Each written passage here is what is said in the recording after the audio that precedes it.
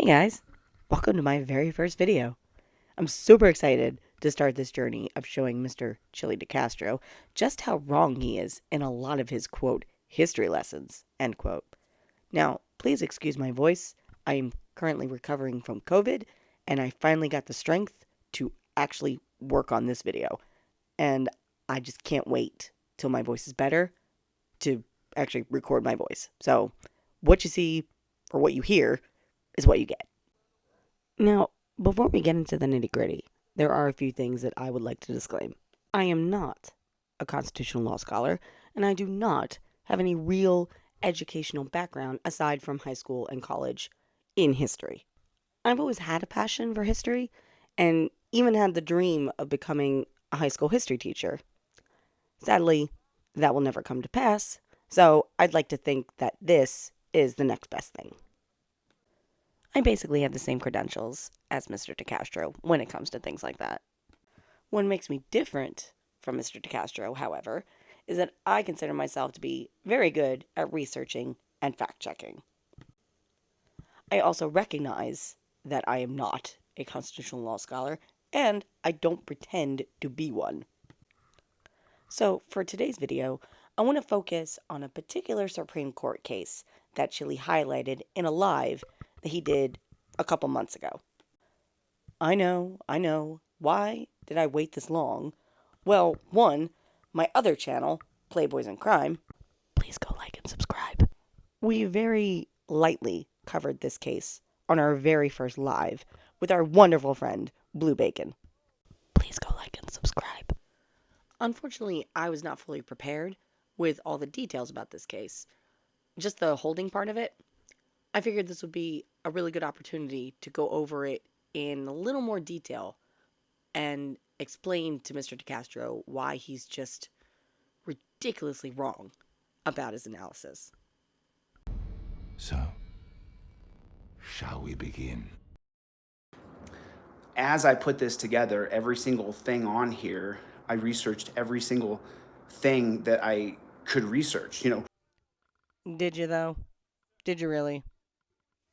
And so when you get into this 1816 case of Martin versus Hunter's Lesse, when you get here, this case right here is based on Native Americans being able to sell their property.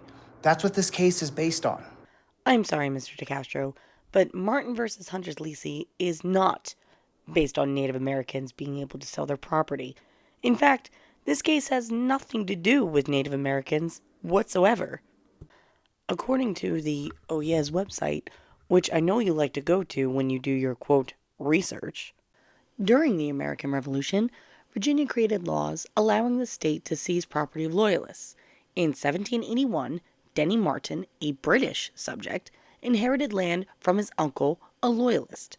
The following year, the Virginia legislature voided the land grant and transferred the land back to Virginia. Virginia granted a portion of this land to David Hunter.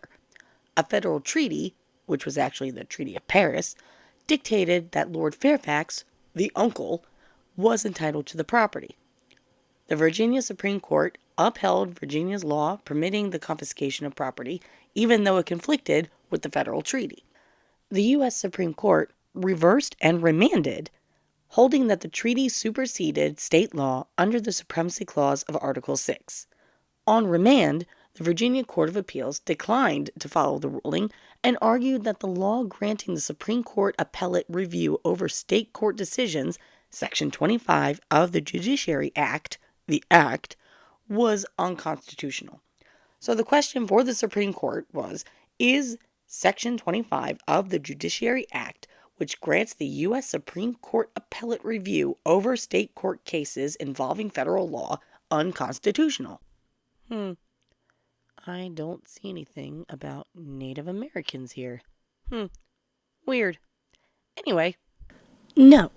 Article 6 of the U.S. Constitution, the Supremacy Clause, combined with the grant of appellate jurisdiction in Article 3, gives federal courts the power to review state court decisions and interpret federal law or the Constitution.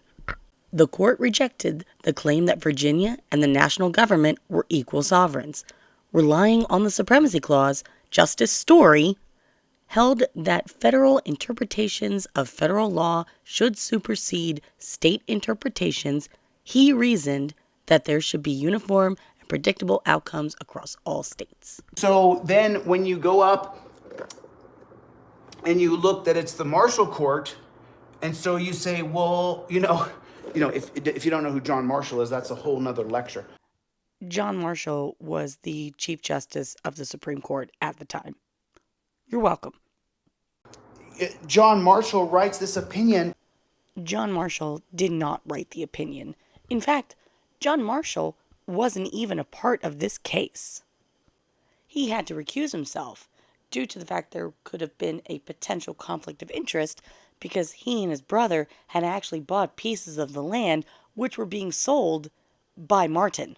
Where he's going to invoke the holding of Pope Nicholas the ninth or the sixth. There was neither a Pope Nicholas the Sixth or a Pope Nicholas the Ninth. Pope Nicholas only went up to 5. My dyslexia is kind of flipping around. Pretty sure it's Pope Nicholas Dyslexia doesn't count if the numbers didn't even exist with these popes, my guy.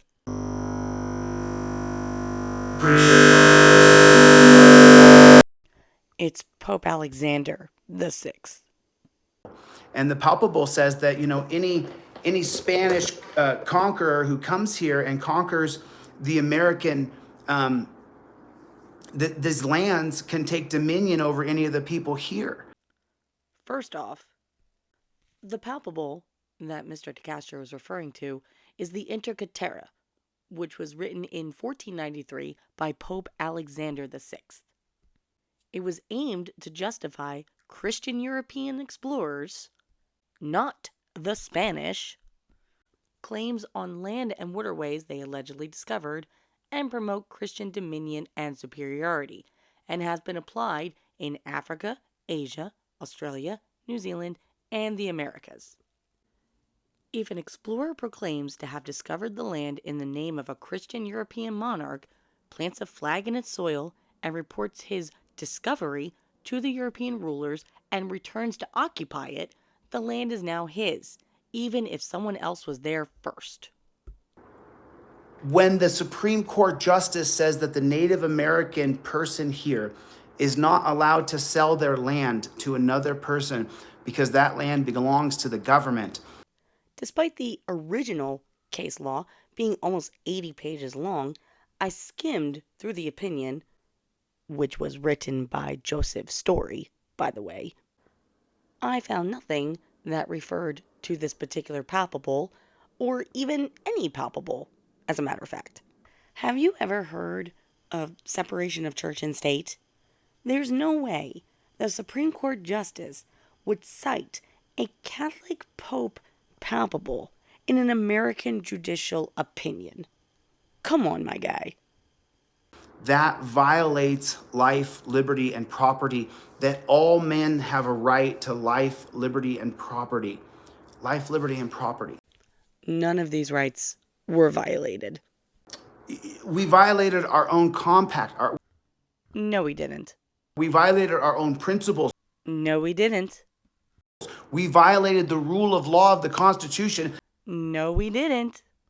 That Marshall wrote the opinion in Marbury versus Madison that the Constitution is the rule of law. Okay, he's not wrong about that. That the Constitution is based upon what? Life, liberty, and property. Maybe I'll talk about this in my next video. So then just 13 years later, in 1816, John Marshall's going to write that Native Americans can't sell their property.